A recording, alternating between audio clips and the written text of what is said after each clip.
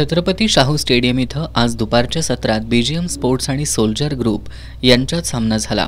बीजीएमनं हा सामना 5-4 अशा फरकानं टाय ब्रेकरवर जिंकला।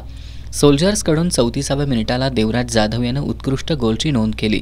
त्यानंतर बीजीएमकडून वेगवान चाली रचल्या। त्यात राहुल माझीनं 39व्या मिनिटाला गोल करून सामना 1-1 असा बरोबरीत आणला। या गोलनंतर सामना संपूर्ण वेळेत 1-1 असा बरोबरीत राहिला। त्यामुळे सामन्याचा निकाल टायब्रेकरवर घेण्यात आला। यात बीजीएमकडून वैभव राऊत, महेश पाटील, अभिराज काटकर, सुभो अधिकारी, राहुल माझी यांनी अचूक गोल नोंदवले, तर सोल्जर्सकडून हरीश पाटील, देवराज जाधव, ओंकार चौगुले, रोमॅरियो यांनाच गोल करता आले, तर रमाकांत लोखंडे याचा फटका गोलरक्षकाने रोखला। त्यामुळे हा सामना बीजीएमनं 5-4 असा जिंकला। सायंकाळच्या सत्रात दिलबहार तालीम मंडळ अ विरुद्ध संयुक्त जुना बुधवार पेठ यांच्यात सामना झाला।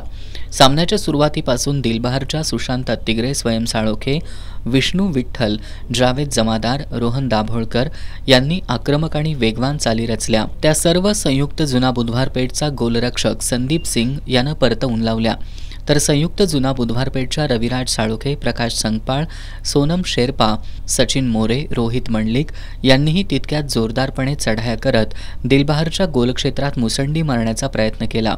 मात्र सजग गोलरक्षक शुभम घराळे यानं त्या परतवून लावल्या। पूर्वार्धात सामना गोलशून्य बरोबरीत राहिला। उत्तरार्धात संयुक्त जुना बुधवार पेठचा सोनम शेरपा, रविराज भोसले, प्रकाश संगपाळ, रोहित मंडलिक यांनी दिलबहारच्या गोलक्षेत्रात वारंवार मुसंडी मारली, मात्र त्यांना गोल करण्यात अपयश आलं।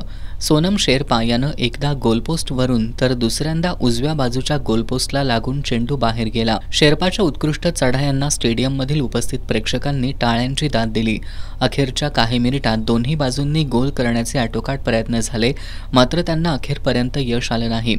परिणामी हा सामना गोलशून्य बरोबरीत राहिला। आजच्या सामन्याबद्दल बोलताना दिलबहार तालीम मंडळाचे प्रशिक्षक धनाजी सूर्यवंशी यांनी पहिलाच सामना असल्यानं खेळाडूंकडून म्हणावी तशी कामगिरी झाली नसल्याचं सांगितलं।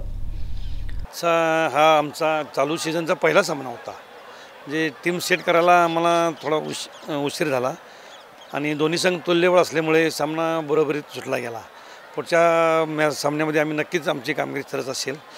जुना बुधवारचे प्रशिक्षक गोविंद वाघमारे यांनी जुना बुधवारच्या खेळाडूंनी अपेक्षेपेक्षा चांगली कामगिरी बजावल्याचं सांगितलं।